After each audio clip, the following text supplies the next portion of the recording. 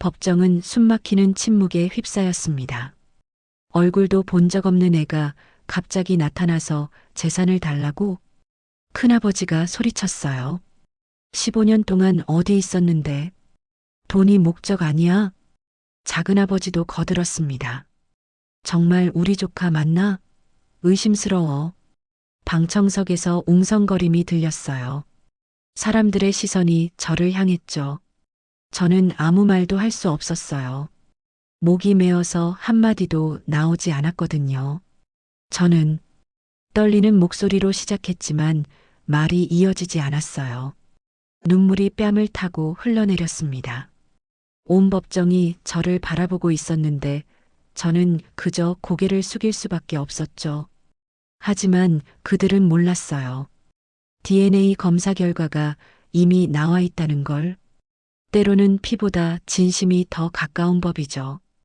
도윤이의 용기 있는 선택처럼 여러분도 자신의 권리를 당당히 찾으시길 바래요. 어떤 상처도 결국 누군가를 위한 사랑으로 바뀔 수 있다고 믿나요?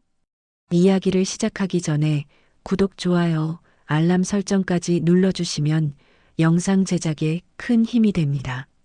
안녕하세요. 저는 한도윤입니다. 22살이에요. 오늘 밤이 제 인생에서 가장 긴 밤이 될 것 같습니다.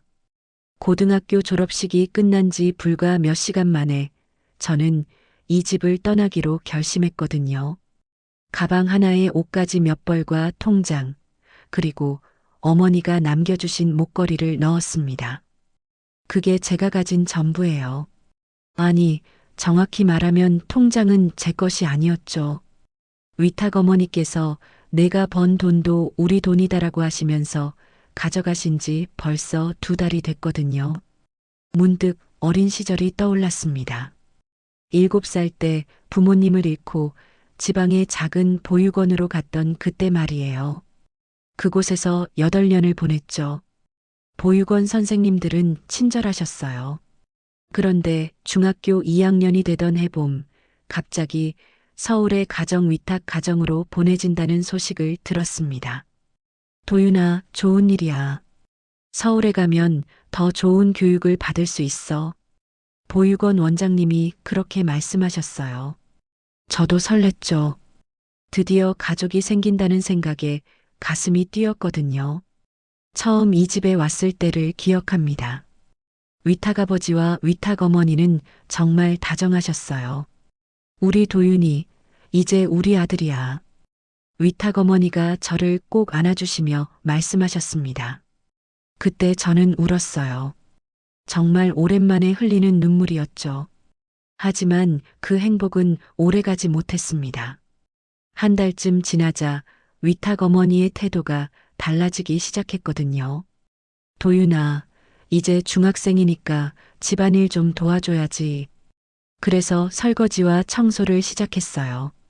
처음에는 당연한 일이라고 생각했죠. 그런데 점점 일의 양이 늘어났습니다. 새벽에 일어나 밥을 하고 학교를 마치면 바로 세탁소 일을 도와야 했어요.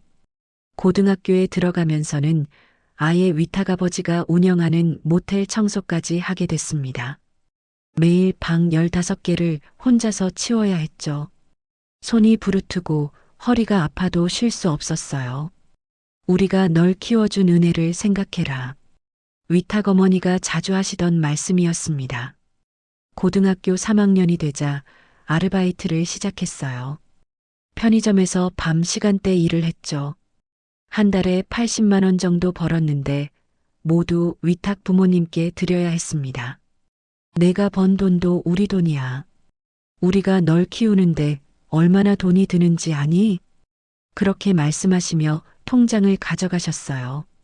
저는 그저 네, 알겠습니다라고 대답할 수밖에 없었죠. 지금 시계를 보니 밤 11시입니다.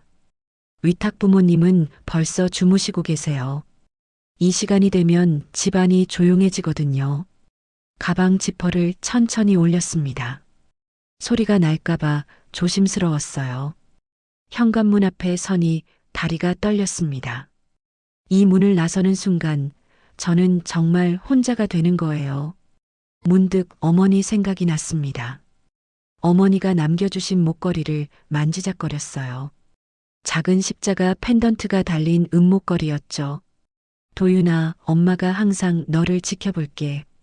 어머니의 마지막 말씀이 귓가에 맴돌았습니다. 현관문을 조용히 열었어요. 찬 공기가 얼굴을 때렸죠. 3월의 서울밤은 여전히 추웠거든요. 골목길을 걸으며 뒤를 돌아봤습니다. 5년 동안 살던 집이 어둠 속에 잠겨 있었어요. 창문 하나에서 희미한 불빛이 새어나오고 있었죠. 지하철 마지막 차를 타고 서울역으로 향했습니다. 전철 안에는 저처럼 큰 가방을 든 사람들이 몇 명 보였어요.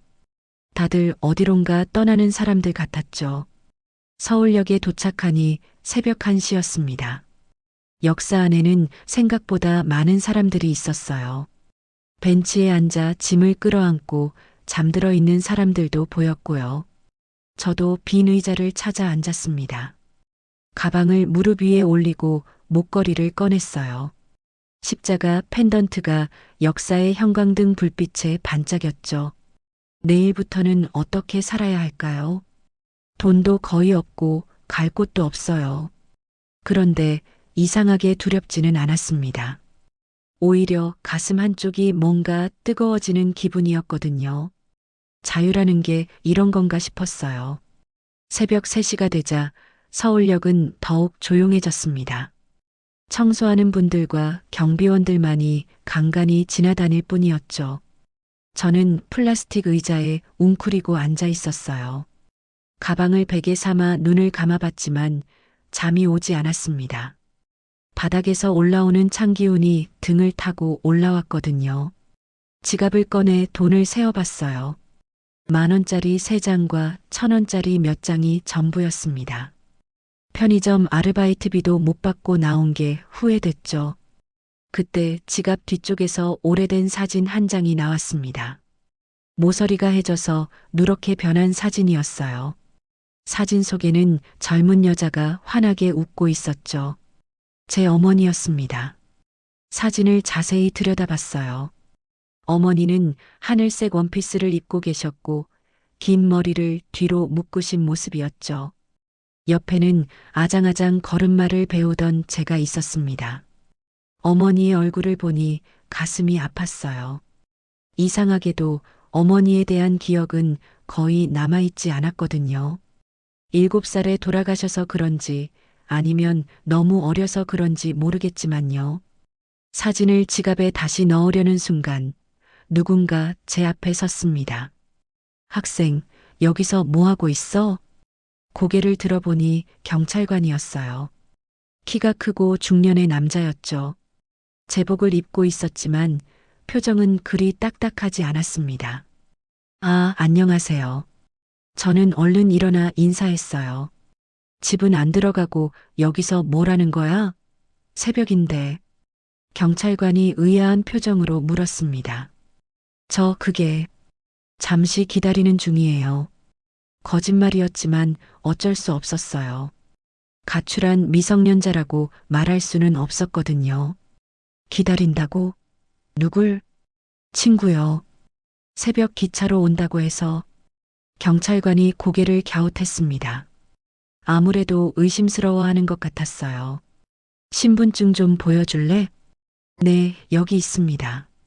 저는 지갑을 꺼내 주민등록증을 빼냈어요. 그런데 그때 어머니 사진이 함께 떨어졌습니다. 경찰관이 사진을 주워 들더니 갑자기 표정이 굳어졌어요. 사진을 유심히 바라보시는데 뭔가 이상했죠. 잠깐, 이분. 혹시 내 엄마 맞아? 저는 깜짝 놀랐습니다. 왜 갑자기 어머니 이야기를 하는 걸까요? 네, 그런데 어떻게? 이 사진 언제 찍은 거야? 경찰관의 목소리에 긴장감이 섞여 있었어요. 아마 제가 4~5살 때쯤인 것 같은데요. 정확히는 잘 모르겠어요. 경찰관이 다시 사진을 들여다봤습니다. 그리고는 주민등록증과 번갈아 보더니 뭔가 확신하는 듯한 표정을 지었어요. 너 이름이 한도윤이지? 네, 맞습니다. 잠깐만. 경찰관이 갑자기 휴대폰을 꺼냈어요. 어디론가 전화를 걸기 시작했죠. 여보세요, 김 형사님? 저 박경민이에요. 지금 서울역에 있는데. 아니에요. 급한 일이 생겼어요. 저는 불안해졌습니다. 왜 경찰관이 형사에게 전화를 하는 걸까요? 더구나 제 신분증과 어머니 사진을 보고 나서 말이에요. 한도윤이라는 학생인데. 네, 맞아요. 엄마 사진도 가지고 있어요. 지금 바로 확인해 봐야겠어요. 경찰관이 전화를 끊고 저를 바라봤습니다. 표정이 심각해져 있었어요. 학생, 우리 서같이 가야겠어. 왜요? 제가 뭘 잘못했나요? 저는 당황해서 물었습니다. 잘못한 건 아니야. 그런데 확인해야 할 게 있어서 그래. 확인이요? 뭘 확인한다는 거예요? 경찰관이 한숨을 쉬었어요. 그리고는 조심스럽게 말했습니다. 내 엄마에 관한 일이야. 아직 확실하지 않지만 중요한 단서가 될 수도 있어. 제 머릿속이 하얗게 변했습니다. 어머니에 관한 일이라니요. 어머니는 교통사고로 돌아가신 거 아닌가요? 어머니가 어떻게 된 건가요? 지금 당장 설명하기는 어려워. 일단 서에 가서 자세한 이야기를 들어보자. 경찰관이 제 어깨에 손을 올렸어요. 나쁜 사람은 아닌 것 같았지만 갑작스러운 상황에 머리가 돌지 않았죠. 가방을 메고 경찰관을 따라 나섰습니다. 새벽 서울역 광장에는 찬바람이 불고 있었어요. 경찰차에 오르면서 뒤돌아 서울역을 바라봤어요. 1시간 전만 해도 제게는 그저 하룻밤을 보낼 장소였는데 지금은 뭔가 다른 의미가 된 것 같았거든요. 경찰관이 운전석에 앉으며 다시 전화를 걸었습니다. 네, 지금 데리고 가는 중이에요. 사진 확인되면 바로 연락드릴게요. 창밖으로 지나가는 서울 시내를 바라봤어요. 네온 사인들이 새벽 어둠을 가르고 있었죠. 문득 어머니의 마지막 모습이 떠올랐습니다. 병원 침대에 누워 계셨던 모습이었어요. 그때 어머니가 제게 뭔가 말씀하려다가 못하셨던 기억이 났거든요. 지금 생각해보니 그게 뭔가 중요한 말씀이었을지도 모르겠어요. 경찰차는 한강을 건너 강남 쪽으로 향하고 있었습니다. 창문에 비친 제 얼굴은 창백했어요. 이게 단순한 일이 아니라는 직감이 들었거든요. 경찰차 안에서 저는 계속 경찰관에게 말했습니다. 저 정말 노숙자 아니에요. 그냥 잠깐 쉬고 있었던 거예요. 알겠어, 학생. 그런데 내 엄마 사진 때문에 확인해 봐야 할 일이 있어. 박경민 경찰관은 차분한 목소리로 대답했어요. 하지만 저는 여전히 이해가 안 됐죠. 어머니 사진이 뭐가 문제인가요? 그냥 예전 사진인데. 지금 설명하기 어려워. 서에 가서 김 형사님이 자세히 이야기해 줄 거야. 경찰차는 한남동 쪽 경찰서 앞에 멈췄어요. 새벽 4시가 넘은 시간인데도 경찰서 안은 불이 환하게 켜져 있었죠. 경찰서 안으로 들어가니 몇 명의 경찰관들이 보였습니다. 그중 한 명이 우리 쪽으로 다가왔어요. 박 경찰관, 수고했어. 이 학생이 한도윤이지? 네, 형사님. 신분증도 확인했고 사진도 가지고 있었어요. 김 형사라고 불린 중년 남자가 저를 자세히 살펴봤습니다. 그리고는 고개를 끄덕였어요. 일단 앉아서 기다려봐. 곧 만날 사람이 있어. 누구요? 저 뭘 잘못했나요? 저는 불안해서 물었습니다. 잘못한 건 아니야.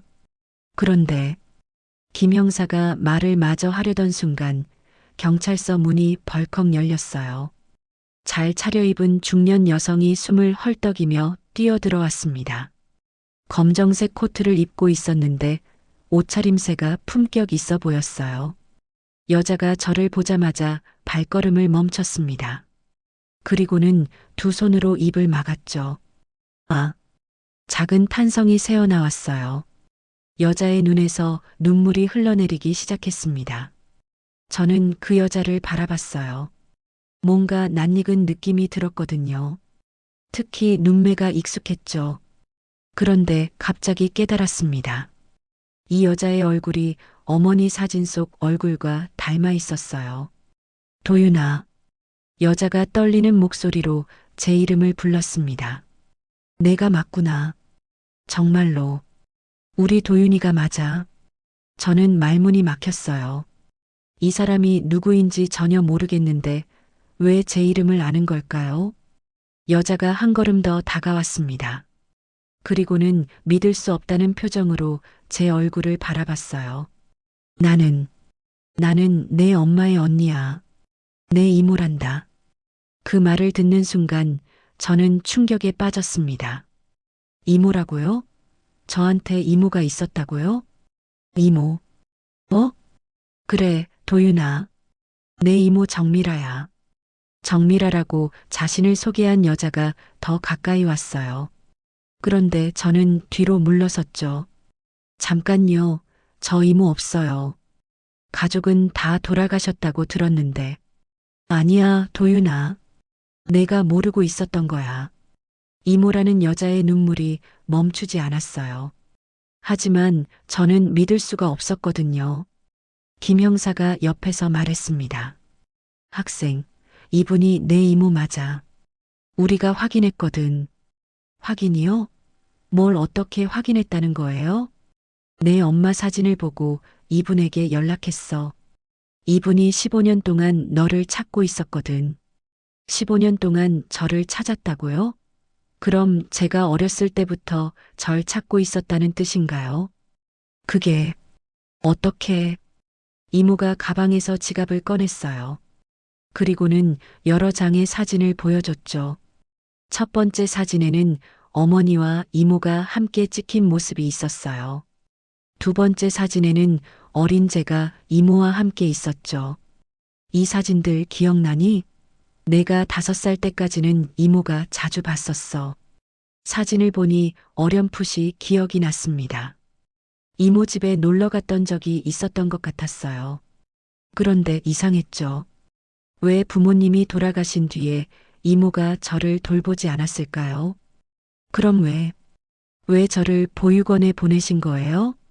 이모의 얼굴이 슬픔으로 일그러졌어요. 그때 이모도 어려운 상황이었어. 남편이 사업에 실패해서 빚에 쪼들리고 있었거든. 그래서 너를 돌볼 여건이 안 됐어. 그럼 지금은 괜찮으시다는 거예요? 응, 이제 다 해결됐어. 도윤아, 이모 집으로 가자. 이제 혼자 살 필요 없어. 이모가 제 손을 잡으려 했어요. 하지만 저는 피했죠. 뭔가 이상했거든요. 15년 동안 저를 찾았다면서 왜 지금까지 연락이 없었을까요? 위탁 가정에 있을 때도 보육원에 있을 때도 말이에요. 정말 절 찾고 있었던 거예요? 물론이지. 사립탐정도 고용해봤고 여러 보육원에도 문의해봤어. 하지만 저는 여전히 의심스러웠어요. 뭔가 숨기는 게 있는 것 같았거든요. 그럼 왜 위탁 가정에 있을 때는 연락을 안 하셨어요? 분명 서류에 제 연락처가 있었을 텐데. 이모의 표정이 잠시 경직됐어요. 그리고는 당황한 듯 말했습니다. 그때는 이모가 해외에 있어서. 몰랐어. 해외요? 응, 남편 일 때문에 중국에 있었거든. 김 형사가 중간에 끼어들었어요. 학생, 일단 자세한 이야기는 나중에 하고 이모님과 함께 가는 게 어때? 여기서 밤을 보낼 수는 없잖아. 그 말을 듣고 보니 그렇긴 했어요. 갈 곳이 없는 저한테는 이모가 유일한 선택이었죠. 하지만 마음 한구석이 불편했습니다. 뭔가 진실을 다 말하지 않고 있다는 생각이 들었거든요. 이모가 다시 제 손을 잡았어요. 이번에는 피하지 않았죠. 도윤아, 이모를 믿어줘. 이제 정말 너 혼자 두지 않을게. 이모의 눈에 진심이 담겨 있는 것 같았어요. 그래서 고개를 끄덕였죠. 경찰서를 나서며 뒤돌아봤습니다. 몇 시간 전만 해도 저는 정말 혼자였는데 이제 가족이 생겼다니 믿기지 않았어요. 하지만 동시에 불안감도 컸습니다. 과연 이 모든 게 진짜일까요? 이모의 차에 타면서 창밖을 바라봤어요. 새벽 하늘이 조금씩 밝아지고 있었죠. 이모의 차는 한강을 따라 서초구 쪽으로 향하고 있었습니다. 새벽 5시가 넘어서인지 도로에는 차들이 거의 없었어요. 차 안은 조용했습니다. 저도 이모도 말이 없었죠. 가끔 이모가 백미러로 저를 보는 게 느껴졌어요. 도윤아, 이모가 조심스럽게 입을 열었습니다. 네, 이모가 너에게 말해야 할 게 있어. 이모의 목소리에 무거움이 실려 있었어요. 뭔가 중요한 이야기인 것 같았죠. 뭔가요? 사실 이모는 내가 이미 죽었다고 알고 있었어. 저는 깜짝 놀라 이모를 바라봤습니다. 죽었다고요? 그게 무슨... 내 친할아버지가 그렇게 말씀하셨거든. 너희 부모님과 함께 사고로 모두 돌아가셨다고. 제 머릿속이 혼란스러워졌어요. 친할아버지라니요. 저한테 할아버지가 계셨다는 뜻인가요? 친할아버지요? 저 할아버지 없는데. 이모가 한숨을 깊게 쉬었어요. 도윤아, 내가 모르는 이야기가 많아. 천천히 설명해 줄게. 차가 아파트 단지 앞에 멈췄어요. 고급스러운 아파트였죠. 이모는 엔진을 끄고 저를 돌아봤습니다. 일단 집에 가서 자세히 이야기하자. 이모의 집은 30평 정도 되는 깔끔한 아파트였어요. 거실 벽에는 가족 사진들이 걸려 있었죠. 소파에 앉자 이모가 차를 끓여왔습니다. 그리고는 제 맞은편에 앉았어요. 도윤아, 먼저 내 부모님 이야기부터 할게. 네, 내 아버지는 재혼이셨어. 그 말을 듣는 순간 저는 놀랐습니다. 아버지가 재혼이었다고요? 내 어머니가 아버지의 두 번째 부인이었거든. 그런데 내 할아버지가 그 결혼을 심하게 반대하셨어. 왜요? 여러 이유가 있었어. 내 어머니 집안이 가난했고, 또 아버지에게는 이미 다른 여자와 약혼한 사이였거든. 저는 말문이 막혔어요. 이런 복잡한 사정이 있었다니요. 이모가 계속 말했습니다. 그래서 내 부모님은 집안의 반대를 무릅쓰고 집을 나와 따로 사셨어. 내가 태어난 것도 그 시기야. 그럼 저는, 응, 너는 집안에서 인정받지 못한 아이였어. 그 말이 가슴에 와 닿았어요. 인정받지 못한 아이라니요. 사고가 난 뒤에는 어떻게 된 거예요? 이모의 얼굴이 어두워졌어요. 내 삼촌이 너를 데려갔어. 아버지의 형이었거든. 삼촌이요? 그래. 그런데 그분이 너를 집안의 수치라고 생각하셨어. 이모의 목소리가 떨렸어요. 수치라고요? 재혼으로 태어난 아이, 그것도 집안에서 반대했던 결혼의 결과물이라고 여겼거든. 저는 충격에 빠졌습니다. 삼촌이 저를 그렇게 생각했다니요. 그래서 너를 보육원에 보내셨어?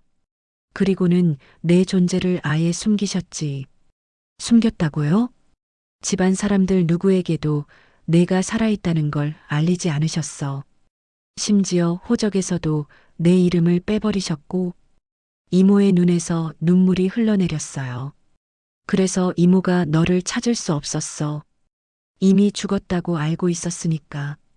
저는 온몸에 힘이 빠지는 걸 느꼈어요. 삼촌이 저를 살아있으면서도 죽은 아이로 만들어버린 거였네요. 그럼 제가 위탁가정에 있을 때도 아셨겠네요? 아니야. 위탁가정 서류에도 내 진짜 신분은 나오지 않았을 거야. 삼촌이 모든 걸 조작해 놓으셨거든. 저는 분노가 치밀어 올랐어요. 삼촌이라는 사람이 제 인생을 완전히 망쳐놓은 거였죠. 왜 그런 일을 하신 거예요? 집안의 체면 때문이었어. 내 존재 자체가 집안의 과거를 드러내는 증거였으니까. 이모가 제 손을 잡았어요. 도윤아, 정말 미안해. 이모가 진작 알았다면. 저는 이모의 손을 뿌리쳤습니다. 갑자기 모든 게 허무해졌거든요. 15년 동안 저는 혼자였어요. 부모님이 일찍 돌아가셔서 어쩔 수 없다고 생각했죠. 그런데 알고 보니 저에게는 가족이 있었고 그 가족들이 저를 버린 거였어요. 집안의 수치, 그 말이 계속 머릿속을 맴돌았어요. 저는 태어나면서부터 누군가에게는 수치스러운 존재였던 거네요. 보육원에서 외롭게 지낸 것도, 위탁가정에서 고생한 것도 모두 삼촌 때문이었어요. 삼촌이 저를 제대로 된 가정에 보내주기만 했어도 이런 일은 없었을 텐데, 가슴이 답답해서 숨을 쉬기 힘들었어요. 눈앞이 흐릿해졌죠. 도윤아, 괜찮아? 이모가 걱정스러운 목소리로 물었어요. 하지만 저는 괜찮지 않았습니다. 전혀 괜찮지 않았어요. 일어나서 화장실로 향했어요. 거울을 보니 창백한 얼굴이 보였죠. 나는 누구인가? 한도윤이라는 이름도 부모님의 사랑도 모든 게 거짓이었나? 아니, 거짓은 아니었지만 누군가의 의도로 왜곡된 진실이었어요. 삼촌이라는 사람이 저를 죽은 아이로 만들어버렸고 저는 15년 동안 그 거짓 속에서 살았던 거예요. 화가 났어요. 정말 화가 났어요. 그동안 제가 겪었던 모든 고통이 누군가의 이기심 때문이었다니요. 하지만 동시에 허탈했어요. 이제 와서 진실을 안들 뭐가 달라지겠어요. 이미 지나간 시간은 돌아오지 않는데 거울 속 제 얼굴을 다시 봤어요. 그런데 이상하게도 뭔가 달라진 것 같았어요. 더 이상 무력한 아이의 얼굴이 아니었어요. 분노와 결심이 섞인 얼굴이었죠. 저는 다짐했습니다. 이제 더 이상 누군가의 희생양이 되지 않겠다고, 제 인생을 제가 만들어가겠다고 화장실에서 나와 이모에게 말했어요. 이모, 삼촌 연락처 알려주세요. 왜? 할 말이 있어요. 이모가 놀란 표정으로 저를 바라봤어요. 제 눈빛이 달라진 걸 느꼈나 봅니다. 이모가 제 손을 다시 잡았어요. 이번에는 뿌리치지 않았습니다. 도윤아, 삼촌을 만나기 전에 내가 알아야 할 게 더 있어. 뭐요? 내 부모님이 얼마나 너를 사랑했는지 말이야. 이모가 가방에서 또 다른 사진들을 꺼냈어요. 어머니와 아버지가 함께 찍힌 사진들이었죠. 내 아버지는 집안의 반대를 무릅쓰고 어머니와 결혼하셨어. 그게 얼마나 어려운 일인지 아니? 사진 속 아버지는 젊고 다정해 보였어요. 어머니 어깨에 손을 올리고 환하게 웃고 계셨죠. 집안에서 완전히 연을 끊겠다고 했는데도 아버지는 포기하지 않으셨거든. 왜요? 어머니를 진짜 사랑하셨으니까. 그리고 너를 얼마나 기다리셨는지 몰라. 이모가 다른 사진을 보여줬어요. 갓 태어난 제가 아버지 품에 안겨 있는 사진이었습니다. 내가 태어났을 때 아버지가 얼마나 좋아하셨는지. 매일 회사에서 돌아오시면 너부터 찾으셨어. 정말요? 응. 그리고 어머니는 너를 정말 끔찍이 사랑하셨어. 이모의 목소리가 따뜻해졌어요. 어머니가 너를 위해서 직접 이유식도 만들고 밤새 자장가도 불러주셨지. 내가 조금만 아파도 밤새 간병하시고. 그 말을 듣자 갑자기 어떤 냄새가 떠올랐어요. 달콤하고 상큼한 과일 냄새였죠. 백도. 저도 모르게 중얼거렸어요. 뭐라고? 백도 냄새요. 갑자기 생각났어요. 이모가 놀란 표정을 지었어요. 어머, 정말? 내가 그걸 기억해? 무슨 기억이에요? 너 어렸을 때 열이 나면 어머니가 항상 백도를 깎아주셨거든. 내가 그것만 먹으려고 해서 그 순간 기억이 더 선명하게 떠올랐어요. 하얀 침대에 누워 있는데 머리가 아팠어요. 몸이 뜨겁고 목이 말랐죠.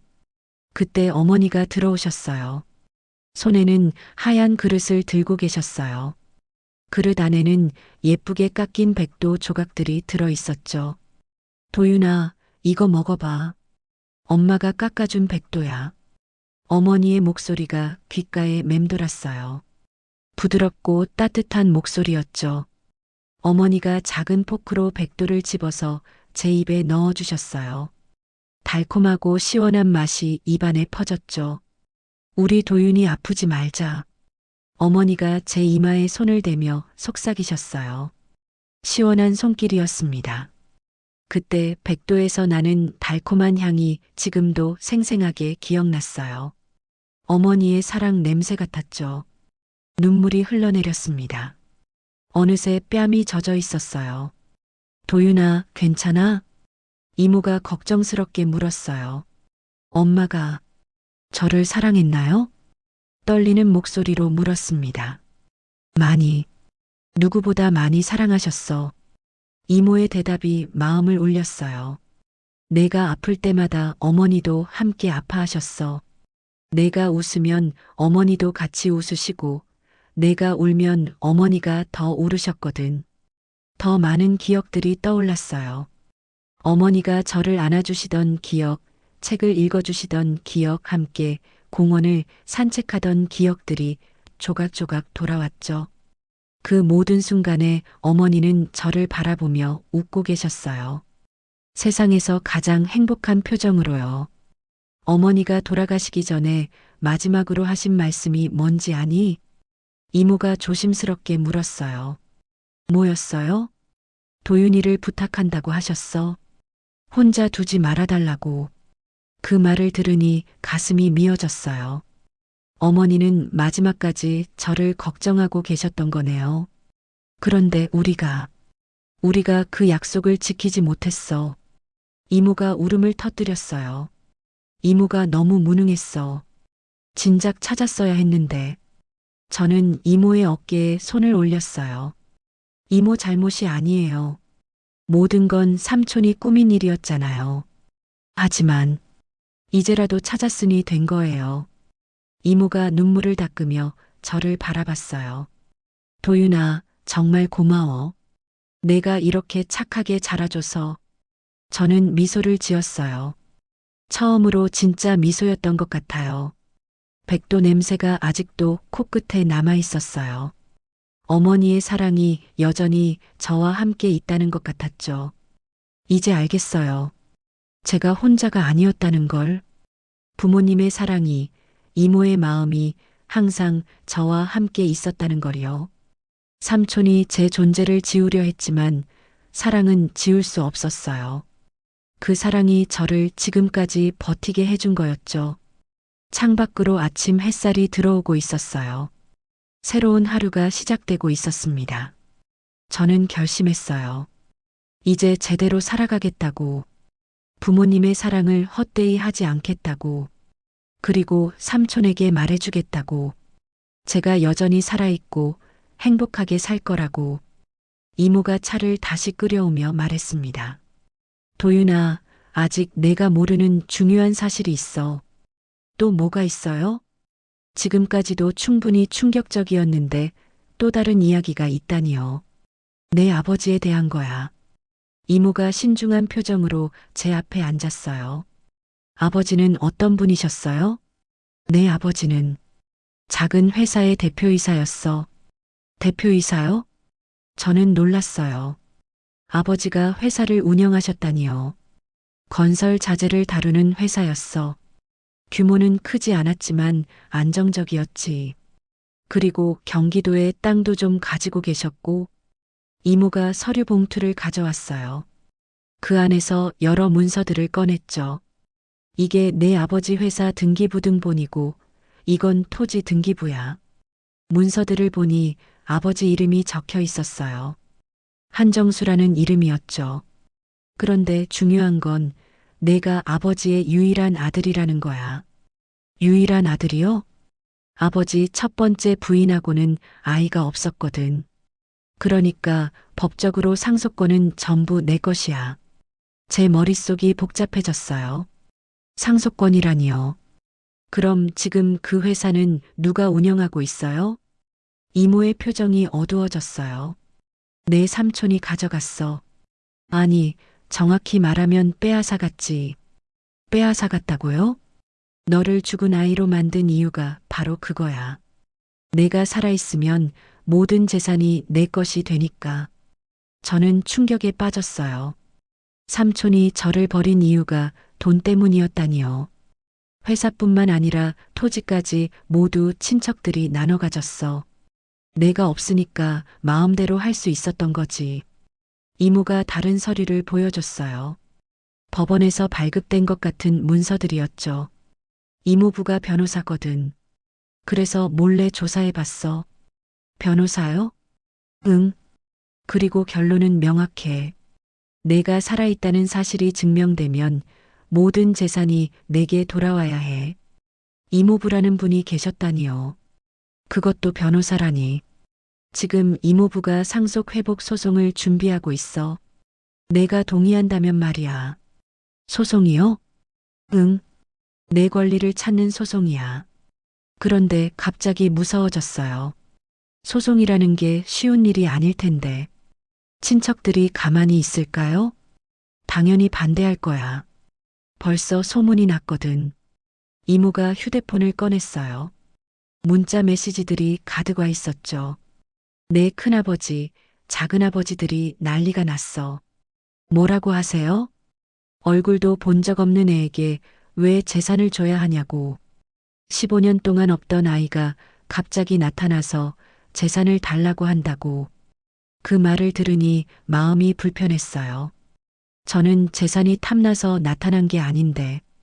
도윤아, 내가 원하지 않으면 안 해도 돼. 아니에요. 해야죠. 저는 단호하게 말했어요. 제가 받을 권리가 있다면 받아야죠. 아버지가 남겨주신 거잖아요. 이모가 미소를 지었어요. 그럼 내일 이모부 만나러 가자. 다음 날 오후 저는 이모와 함께 강남의 한법무법인을 찾았습니다. 이모부는 50대 중반의 듬직한 분이었어요. 정장을 단정하게 입고 계셨죠. 도윤이구나. 이모가 얼마나 찾았는지 몰라. 이모부가 따뜻하게 인사해 주셨어요. 안녕하세요, 이모부. 자, 앉아봐. 할 이야기가 많아. 이모부가 두꺼운 파일을 꺼냈어요. 먼저 DNA 검사부터 해야 해.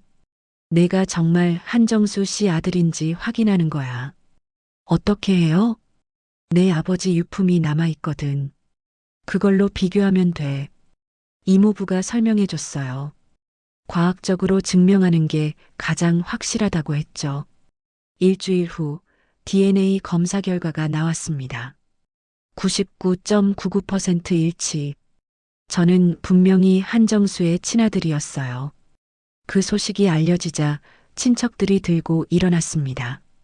이모부 사무실로 큰아버지와 작은아버지가 찾아왔어요. 정미라 씨, 이게 무슨 짓이야? 큰아버지가 화를 내며 소리쳤어요. 15년 동안 없던 아이를 갑자기 내세워서 재산을 뺏으려고. 작은아버지도 거들었습니다. 그 아이가 정말 우리 조카인지도 의심스러워.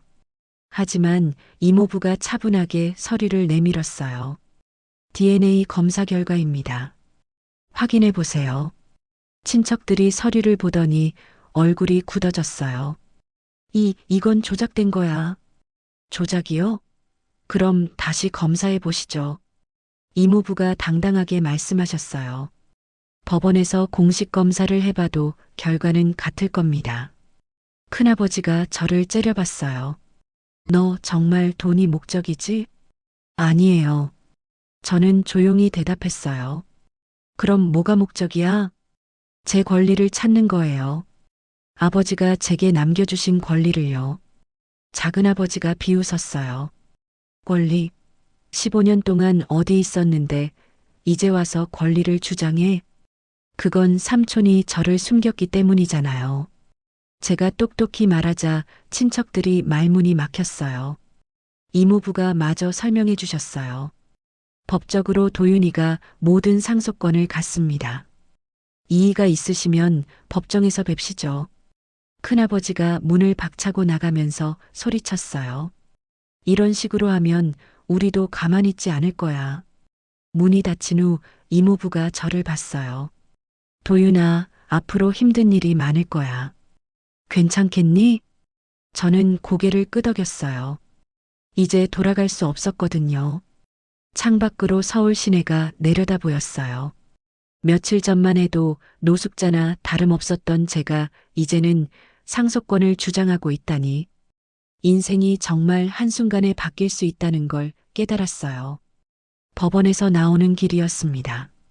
3월의 햇살이 따뜻하게 얼굴을 비쳤어요. 판결문을 손에 든 채로 걸었습니다. 아직 현실 같지 않았거든요. 승소. 그 두 글자가 제 인생을 완전히 바꿔놓았어요. 이모가 제 옆에서 걸으며 말했습니다. 도윤아, 정말 축하해. 감사해요, 이모. 이모부도 만족스러운 표정이었어요. 6개월간의 법정 다툼이 드디어 끝났거든요. 판사님이 명확하게 판결해 주셨어. 내 아버지 유산은 모두 내 것이야. 회사 지분 100%, 경기도 파주의 토지 3,000평, 그리고 서울 강남의 아파트 한 채. 모든 게 제게 돌아왔어요. 법원 앞 카페에 앉아 판결문을 다시 읽어봤습니다. 한 줄 한 줄이 믿기지 않았어요. 한도윤은 피상속인 한정수의 적법한 상속인으로 인정한다. 그 문장을 몇 번이나 되풀이해서 읽었죠. 이모가 커피를 마시며 말했어요. 도윤아, 이것은 단순히 돈이 아니야. 네. 이것은 내 부모가 마지막까지 너에게 남긴 사랑이야. 이모의 말을 듣자 가슴이 뜨거워졌어요.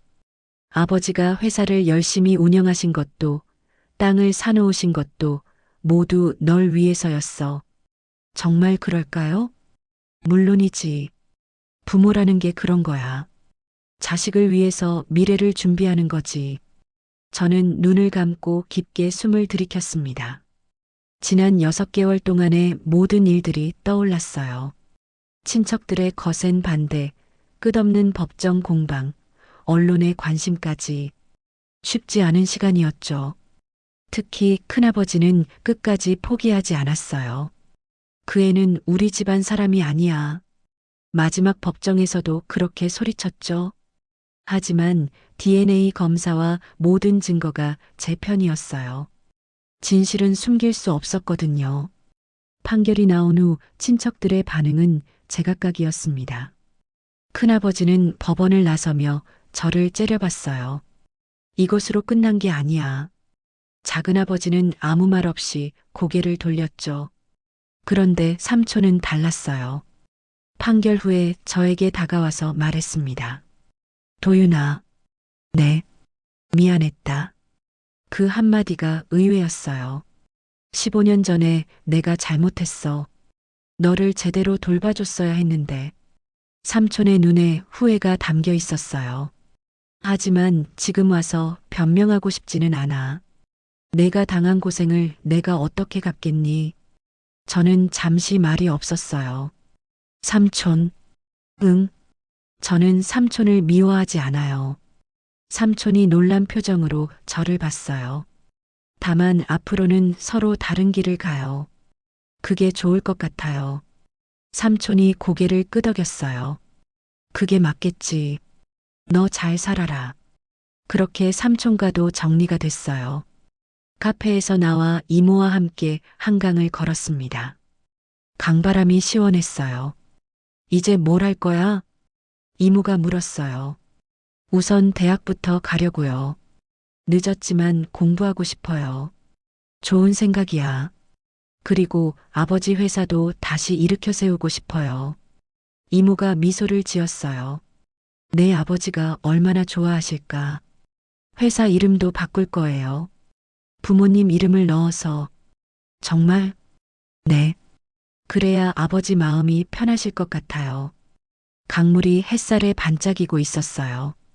3월 말의 서울은 봄 기운으로 가득했죠. 이모 집으로 돌아가는 길에 편의점에 들렀어요. 백도를 사려고 했거든요. 왜 백도를 사? 어머니 생각이 나서요. 계산대에서 백도를 포장해 주는 걸 보며 생각했어요.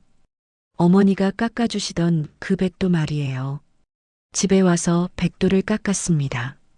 어머니처럼 예쁘게 깎지는 못했지만 나름대로 정성스럽게 했어요. 한 조각을 입에 넣자 달콤한 맛이 퍼졌어요. 그리고 어머니의 목소리가 들리는 것 같았죠. 우리 도윤이 이제 행복하게 살자. 눈물이 흘러내렸습니다. 하지만 슬픈 눈물이 아니었어요. 해방감과 감사함이 섞인 눈물이었죠. 지난 모든 억울함과 고통이 눈물과 함께 흘러내렸어요. 15년간 품고 살았던 외로움도 위탁 가정에서의 상처도 모든 게 씻겨 내려가는 기분이었습니다. 저는 일어나서 창문을 열었어요. 따뜻한 봄바람이 방 안으로 들어왔죠. 이제 진짜 새로운 시작이었어요. 한도윤이라는 이름도 부모님의 사랑도 제가 받을 권리도 모두 되찾았어요. 무엇보다 저 자신을 되찾았죠. 더 이상 누구의 시선을 의식하지 않는 당당한 저 자신을요. 핸드폰을 꺼내 메모장을 열었어요. 앞으로 할 일들을 적기 시작했습니다. 대학 입학, 회사 정리, 새로운 사업 계획. 하나씩 차근차근 해나가면 될 일들이었어요. 더 이상 혼자가 아니었거든요. 이모도 있고, 이모부도 있고, 무엇보다 부모님의 사랑이 저와 함께 있었어요. 밤이 되어 잠자리에 들었습니다. 오랜만에 편안한 마음이었어요. 꿈에서 부모님을 만났습니다. 두 분 다 환하게 웃고 계셨어요. 도윤아, 고생 많았구나. 아버지가 제 머리를 쓰다듬어 주셨어요. 이제 우리가 남긴 사랑으로 행복하게 살아가렴. 어머니의 목소리였어요. 꿈에서 깨어나니 새벽이었습니다. 창밖으로 동이 트고 있었어요. 새로운 하루가 시작되고 있었죠. 그리고 새로운 인생도 함께. 3년이 흘렀습니다. 서울대학교 연구실의 창가에 앉아 논문을 읽고 있는 제 모습은 예전과 많이 달라져 있었어요. 깔끔한 셔츠에 청바지를 입은 모습이 대학원생다웠죠. 책상 위에는 두꺼운 전공 서적들과 커피 한 잔이 놓여 있었습니다. 도윤 씨, 실험 결과 어때요?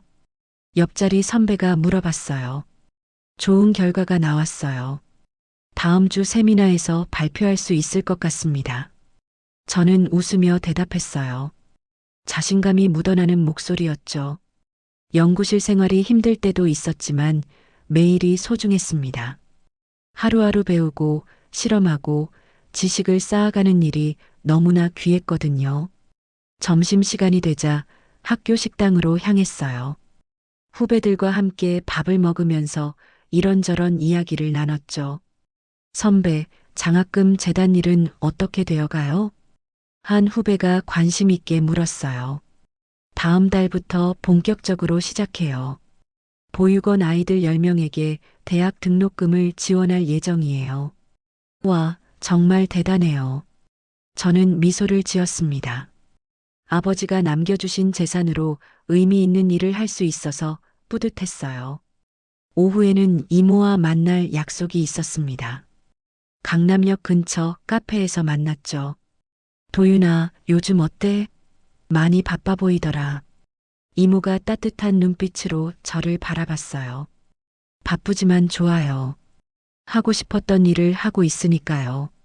장학재단 준비는 잘 되어가고, 네, 이모부님이 도와주셔서 순조롭게 진행되고 있어요. 이모가 흐뭇해했어요. 내 부모님이 얼마나 자랑스러워 하실까. 그 말을 듣자 갑자기 가슴이 뭉클해졌어요. 문득 어린 시절이 떠올랐거든요. 서울역에서 혼자 밤을 보냈던 그날, 경찰서에서 이모를 처음 만났던 순간, 법정에서 승소 판결을 들었던 날까지 모든 게 꿈 같았어요. 도윤아? 이모가 걱정스럽게 불렀어요. 아, 괜찮아요. 그냥 예전 일이 생각나서. 많이 힘들었지? 네, 하지만 지금은 괜찮아요. 저는 진심으로 말했어요. 오히려 그 시간들이 저를 강하게 만들어준 것 같아요. 이모와 헤어진 후 혼자 한강공원을 걸었습니다.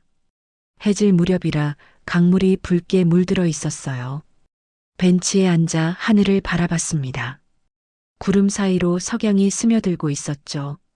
조용히 속삭였어요. 엄마, 아빠, 이제 저 괜찮아요.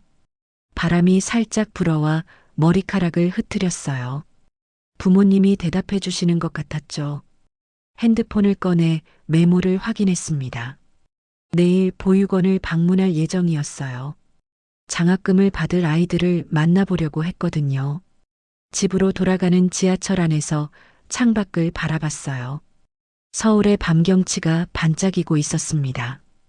예전에는 이 도시가 차갑게만 느껴졌는데 지금은 따뜻했어요. 제게 새로운 기회를 준 고마운 곳이었죠. 다음 날 오후 경기도의 한 보육원을 찾았습니다. 제가 어렸을 때 살았던 곳과 비슷한 분위기였어요. 원장님이 반갑게 맞아주셨어요. 도윤 씨, 정말 고맙습니다. 아이들이 얼마나 기뻐하는지 몰라요. 제가 더 감사해요. 의미 있는 일에 동참할 수 있어서요. 원장님이 아이들을 소개해 주셨어요. 모두 고등학교 3학년으로 대학 진학을 꿈꾸는 아이들이었죠. 형님, 정말 감사해요. 덕분에 대학에 갈 수 있어요. 한 아이가 눈물을 글썽이며 말했어요. 천천히 해. 꿈을 이루는 것도 중요하지만 건강하게 사는 게 더 중요해. 저는 진심을 담아 말했어요. 그리고 힘들 때는 언제든 연락해. 형이 도와줄게. 아이들과 함께 저녁을 먹으며 이런저런 이야기를 나눴습니다. 제 어린 시절과 비슷한 고민들을 하고 있었어요. 보육원을 나서며 원장님이 말씀하셨어요. 도윤 씨 같은 분이 있어서 아이들이 희망을 가질 수 있어요. 저도 누군가의 도움으로 여기까지 올 수 있었어요. 이제 제가 도울 차례죠. 집에 돌아와 일기를 썼습니다. 요즘 다시 시작한 습관이었어요. 오늘 보육원 아이들을 만났다. 예전의 나와 똑같은 눈빛이었다. 불안하지만 희망을 잃지 않은 눈빛. 그 아이들이 잘 자라주었으면 좋겠다. 일기를 다 쓰고 침대에 누웠어요. 천장을 바라보며 생각했습니다. 제 삶은 더 이상 불행한 과거에 머무르지 않았어요. 저는 드디어 제가 누구인지 스스로 증명해냈거든요. 한도윤, 부모님의 사랑을 받고 태어난 소중한 아이.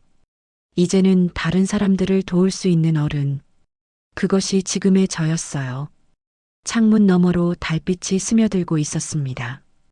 평온한 밤이었어요. 내일도 연구실에서 공부하고 재단 일도 챙기고 이모와도 만날 예정이었죠. 평범하지만 소중한 하루하루였습니다. 눈을 감으며 마지막으로 생각했어요. 모든 아픔에는 의미가 있다.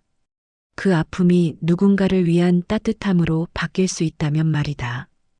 그럼 오늘 이야기는 여기까지입니다. 영상을 시청해주신 모든 분들 고맙습니다.